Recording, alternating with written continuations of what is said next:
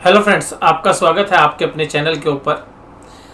आज बाजार में क्या हुआ, कल क्या हो सकता है और आगामी जो पीरियड्स हैं उनमें किस तरीके से बाजार का रुख रहने वाला है, इसकी चर्चा आज हम इस वीडियो के अंदर करेंगे। कल मैंने आपके साथ जो चर्चा की थी वो जो है एक नेगेटिव बायस के साथ ही की थी और कहा था कि बाजार में एक वीकनेस के जो है साफ संकेत देखे जा सकते हैं और वहाँ पर एक स्पोर्ट की बात की थी और वो स्पोर्ट आज बाजार ने बहुत अच्छे से रिस्पेक्ट की। हालांकि कुछ क्षण भर के लिए उस स्पोर्ट के नीचे गया, लेकिन बाजार बार बार 17,800 जो कि एक अहम स्पोर्ट है उसको रिस्पेक्ट करता हुआ नजर आया। कल के बारे में मेरा क्या रुख है, वो रुख अभी जब मैं आपको मार्केट के अंदर जिन शेयर्स ने पार्टिसिपेशन किया उनकी बात करूंगा तो आपको थोड़ा ज़्यादा समझ में आएगा कि मेरा रुख क्या निकल कर आता है। अगर बाजार में अगर हम कैंडल्स को देखें तो जो कैंडल स्टिक्स हैं वो आपको बता रही हैं कि जो गैप है उसको फिल करने के लिए भी बाजार एक बार नीचे की तरफ रुख कर सकता है, जिसमें 17,600 से लेकर 17,700 के बीच बाजार कहीं पर भी जा सकने की क्षमता रखता है।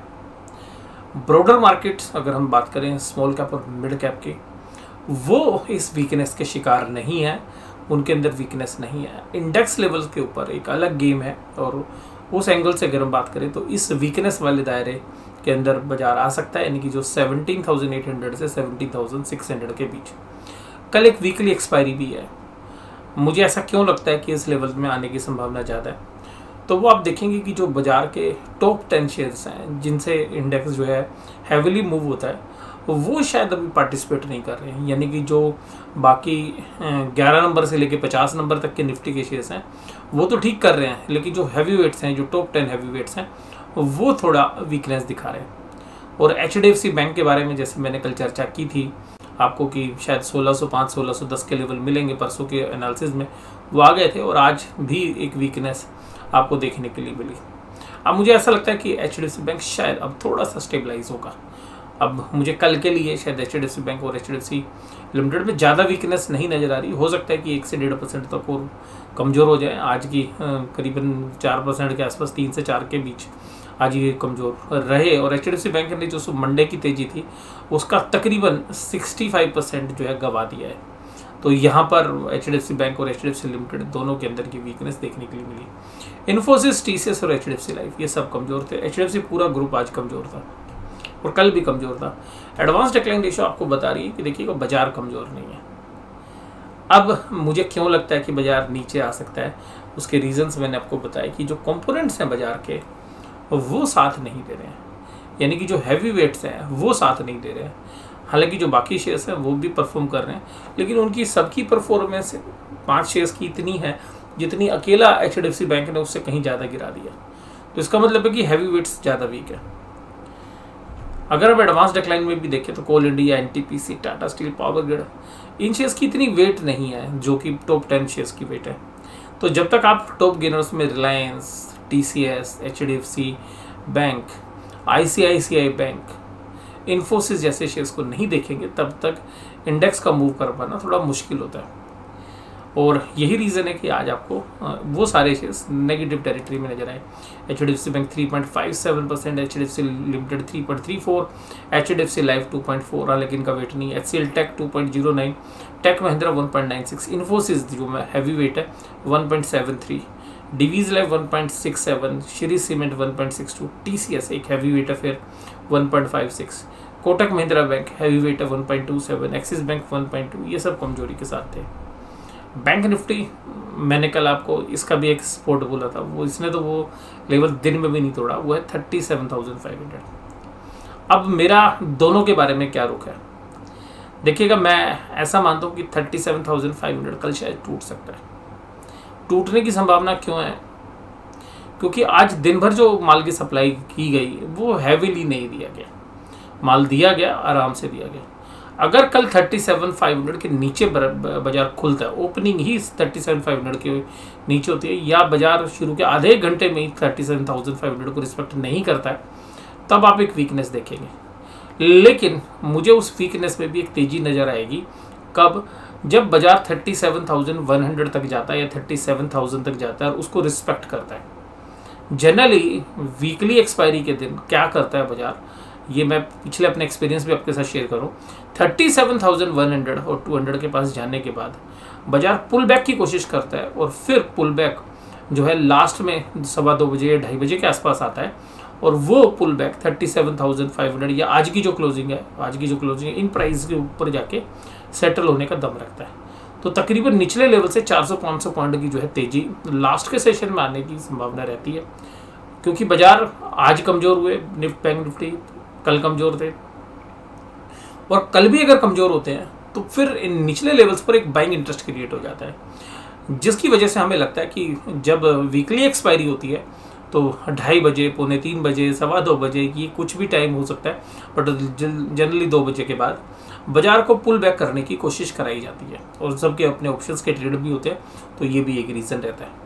तो यहाँ पर मुझे पर्सनली ऐसा लग रहा है कि शायद अगर बाजार में कल वीकनेस होती भी है, अगर 37,100 200 के आसपास बाजार जाता भी, तो वहाँ से पुल बैक जो है लास्ट के सेशन में करता हुआ नजर आना चाहिए।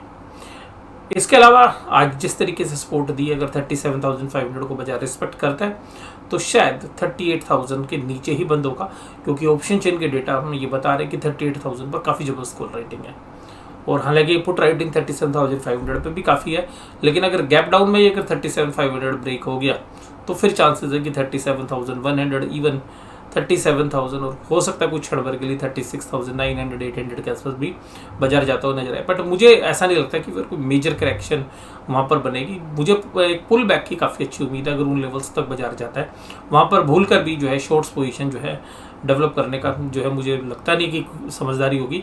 वहाँ पर शायद जो शॉर्ट्स पोजीशन जिनकी भी है वो कवर करने का समय। इससे पहले भी मैंने परसों के एनालिसिस में बोला था कि बाजार एक बार गैप के लिए 37,500 37,800 के बीच में आएगा, तो वो आ चुका है। तो अभी दोनों साइड के रास्ते खुले हुए हैं, लेकिन जिस तरीके की क्लोजिंग आज हुई है और जिस तरीके से इंटरनेशनल मार्केट ट्रेड्स कर रही है, उनको देख के ऐसा लगता है कि शायद कल जो है ऊपरी लेवल पर 38,000, निचले लेवल पर 37,000, इन्हीं के बीच में शायद जब बाजार सेटल होना चाहिए। फिर भी अगर आप मेरे से तेज़ी की बात करेंगे तो मैं कहूँगा मुझे 40% चांस लगते हैं, 60% मुझे अभी भी मंदी के चांस लगते हैं।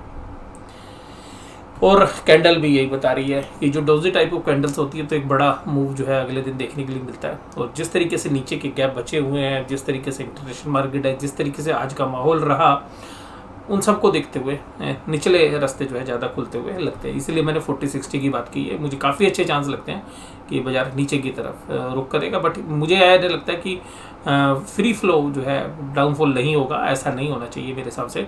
और 37,000 36,800 काफ़ी अच्छे स्पोर्ट है, और उसके नीचे अगर आप चले गए 36,500, वो तो एक बेंच मार्क स्पोर्ट है 36,500, और वो मुझे नहीं लगता कि देखिए कोई बहुत बड़ा इवेंट हो जाए, बात अलग है। अदरवाइज कल बेशक से सेलिंग प्रेशर हो, 36,500 को जरूर से ज़रूर होल्ड करेगा।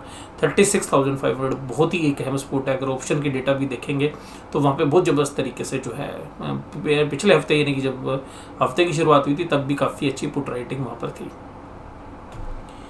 SBI, PNB, यही small finance, federal, IDFC first bank तेजी में थे। आज सबसे खास बात थी HDFC बैंक, आज 400 पॉइंट फिर गिरावट के साथ। कोटक महिंद्रा बैंक 400 पॉइंट मतलब इंडेक्स के अंदर गिरावट। Kotak Mahindra bank, axis bank, IndusInd bank और ICICI बैंक, पांचों में से 4 दिग्गज माइनस की तरफ थे। और इसी कड़ी के अंदर अगर हम बात करें कि वॉल्यूम्स क्या थे, तो देखिए HDFC बैंक के वॉल्यूम भी नॉर्मल एवरेज वॉल्यूम से डबल वॉल्यूम्स थे जिनमें जो सेलिंग हुई है। कोटक महिंद्रा बैंक में नॉर्मल वॉल्यूम थे, एक्सिस बैंक में नॉर्मल से तकरीबन 10% ज़्यादा वॉल्यूम थे, ICICI बैंक में नॉर्मल वॉल्यूम थे। तो वॉल्यूम के साथ सेलिंग नहीं है अदर देन HDFC बैंक, लेकिन 10 टाइम्स वॉल्यूम थे जब सोमवार को बाजार चले थे। तो शायद यहाँ पर बहुत सारे जो बायर्स हैं, जो न्यूज़ चैनल्स को देखते हैं या न्यूज़ की वजह से शायद मंडे को HDFC बैंक में ट्रैप होते हुए नजर आए। और उस दिन शाम को ही मैंने आपको बोला था कि शायद इतना आसान नहीं है और HDFC बैंक के लिए इतना फेवरेट नहीं है, इतना फेवरेबल नहीं है जितना शेयर चला है। तो अपने 2 दिन के अंदर देखिएगा उसका एक लॉजिकली जो है करेक्शन भी देख लिया। बट अब मुझे ऐसा नहीं लगता कि बहुत ज़्यादा है, 2-3% हो सकता है ज़्यादा से ज़्यादा यहाँ पे कल के सेशन में। लेकिन अब नीचे सपोर्ट मिलनी चाहिए मेरे हिसाब से, जो 1540 और 1520 के बीच में एक काफ़ी अच्छी सपोर्ट जो है HDFC बैंक ले सकता है, और उसके मुझे चांसेस लगते हैं। और मेरी सिमिलर पोजीशंस हैं HDFC बैंक में। मैं आपको ये भी एज ए डिस्क्लोजर दे दूँ, HDFC बैंक में मैंने HDFC बैंक की कुछ पुट्स जो है आज बाजार बंद होने के समय पर सेल की हैं। इसका मतलब है कि मैं भी HDFC बैंक में केवल बेस मान रहा हूँ कि उन लेवल्स को जहाँ पर मैंने पुट सेल करी हैं वहाँ पर शायद इस महीने के अंदर भी शायद नीचे नहीं जाए, 1 या 2 बाउंस आएंगे तो हमें शायद उसमें प्रॉफिट हो जाएंगे। तो अल्टीमेटली जैसे 1550 के ऊपर बाजार जाएगा या टाइम डिके होगा तो शायद हमें लगता है कि पुट के अंदर प्रॉफिट्स बनेंगे। और जिन प्राइस पे हमने पुट सेल करी है अगर उन प्राइस को ब्रीच करता है HDFC बैंक तो वहाँ पर हम काफ़ी कंफर्टेबल होंगे कि डिलीवरी ले सके HDFC बैंक की। तो ये एक ट्रेडिंग आइडिया था मैं जो है मैंने जो आज फॉलो किया है जिस माइंड सेट के साथ, वो मैंने आपको बता दिया है। तो मैं आपको बता भी देता हूँ कि 1450 रुपये की हमने पुट सेल करी है तकरीबन 13 रुपये में। तो 13 रुपये की पुट जो है HDFC बैंक की सेल करी है, अगर 1450 की सेल 13 रुपये में सेल की है, यहाँ से 100 रुपये नीचे इस महीने के अंदर अगर 1450 आएगा तो फिर हम डिलीवरी ले लेंगे। तो 1450 के भाव में और 13 रुपये कम आप लगा लीजिएगा क्योंकि 13 रुपये भी हम ऑलरेडी ले चुके हैं, तो 1437 रुपये में उसकी डिलीवरी मिलेगी। तो ये अपनी एक स्ट्रेटेजी है जिससे हम शेयर्स को सस्ते भाव में खरीदने की कोशिश करते हैं। और शेयर जब लगातार डाउनफॉल हो रहा हो तो उस स्थिति के अंदर ये जो है काफ़ी अच्छा रहता है। सिमिलर तरीके से हमने पिछले महीने जो है गोडरेज CP की भी हमने पुट सेल की थी, लेकिन वो डिलीवरी हमें नहीं मिली क्योंकि शेयर्स प्राइस वहाँ पर आया ही नहीं, तो वो सारा प्रीमियम हमारे पास आ गया। तो ये जो स्ट्रेटेजी है काफ़ी कारगर स्ट्रेटेजी है जो लोग ऑप्शंस के बारे में जानते हैं या ऑप्शंस में के माध्यम से जो है शेयर्स के खरीदने की बार्गेन करते हैं। अब देखिएगा कैश मार्केट में देखिएगा 2279.97 ये थे FIIs के डेटा। तो FIIs फिर दोबारा से नेगेटिव होते हुए नजर आए, दोबारा से सेलिंग करते हुए नजर आ रहे हैं। DIIs देखिएगा आज बाय करते हुए नजर आए 622 की। और इसके बाद इंडेक्स फ्यूचर्स के अंदर भी सेलिंग थी, स्टॉक फ्यूचर्स के अंदर भी सेलिंग थी। तो कुल मिलाकर FIIs दोबारा से सेलर्स बनते हुए नजर आ रहे हैं। पुट कॉल रेशियोज फिर दोबारा से कंफर्ट नहीं दिखा रही है, पुट राइटर्स फिर दोबारा से डर गए हैं कि बाजार टूटेगा फिर पुट के प्रीमियम बढ़ेंगे। आज वोलेटिलिटी भी बाजार में बढ़ती हुई नजर आई। डाउ जोन्स भी नेगेटिव टेरिटरी में काम कर रहा है। क्रूड ऑयल $106 के आसपास हालांकि स्थिर है, इससे ज़्यादा घबराने की जरूरत नहीं है। अगर ऑप्शन चेन के अंदर अगर हम देखें तो आज 17,900 के ऊपर भी देखिएगा 1,06,000 कॉन्ट्रैक्ट लिखे गए, 18,000 पे 47,000। तो ये दोनों को कॉन्ट्रैक्ट अगर आप देखेंगे ये 3 स्ट्राइक 17,900, 17,950, 18,000, तो तकरीबन 3 लाख कॉन्ट्रैक्ट का ओपन इंटरेस्ट है। जबकि पुट साइड में अगर आप देखेंगे तो ऐसे ओपन इंटरेस्ट नहीं है। 95 और 31,000, 82,000 अगर इनका आप टोटल लगाएंगे तो ये तकरीबन जो है आपको 2 लाख के आसपास मिलेंगे। इसका मतलब है कि निचले साइड्स पर पुट रेटिंग नहीं है और यहाँ पर एग्रेसिव कॉल राइटर्स हैं। तो बाजार को यहाँ पे 17,800, 17,900 पे रोकने की कोशिश करते हुए नजर आएंगे। लेकिन 17,800 पे भी 62,000 कॉन्ट्रैक्ट्स ऐड किए गए हैं। उन एंगल से अगर हम देखें तो 17,800 अभी न्यूट्रल है क्योंकि मेजर सपोर्ट है। अगर ये सपोर्ट टूटती है तो फिर ये जो पुट राइटर्स है ये थोड़ा सा ट्रैप हो जाएंगे, तो यहाँ से अनवाइंडिंग आएगी जिसकी वजह से बाजार हमें लगता है कि 17,700, 17,600 तक भी जा सकता है। ये ऑप्शन चेन के डेटा कह रहे हैं। और इसके अलावा भी देखिएगा 17,900 के पुट के अंदर भी 41,000 कॉन्ट्रैक्ट्स अनवाइंड हो गए और पूरी की पूरी अनवाइंडिंग आपको साफ साफ नजर आएगी पुट में। तो ये पुट की अनवाइंडिंग हमारे को यही बात दर्शा रही है कि शायद अब बाजार 18,000 को कल पार ना कर पाए और 18,000 के नीचे ही शायद आपको कल क्लोजिंग देखने के लिए मिले।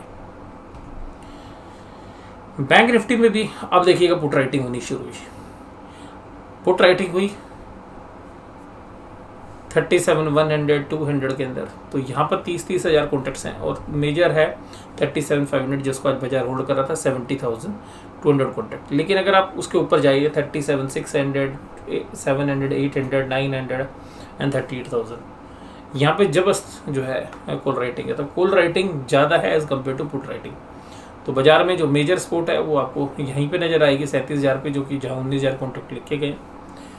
तो ऑप्शन चेन के डेटा बता रहे हैं कि 37,000 एक अच्छी सपोर्ट है और इमीडिएट सपोर्ट आपको मिल रही है 37,500 के। अगर 37,500 ब्रेक होता है यानी कि गैप डाउन ओपनिंग के अंदर, तब आप 37,000 के दायरे भी कल देख सकते हैं। लेकिन मुझे पर्सनली ऐसा लगता है कि 37,000 के आसपास बाजार जाएगा। तो इतना आसान नहीं है बाजार को नीचे धकेल पाना। और तीसरा दिन होगा कल की जो है, अगर ये सेलिंग प्रेशर आता है तो बैंक निफ्टी में, तो वहाँ पर हमें एक पुल बैक की उम्मीद जो है ज़रूर से ज़रूर करनी चाहिए। तो ये मेरा आकलन आज का बाजार के बारे में था। कि आपको ये एनालिसिस कैसा लगा ज़रूर से ज़रूर मुझे कमेंट बॉक्स में बताइएगा। और मैंने आज आपके साथ ये भी डिस्कस किया कि जब आप पुट राइट करते हैं तो किस तरीके से आप शेयर्स खरीदने के लिए बार्गेन कर सकते हैं।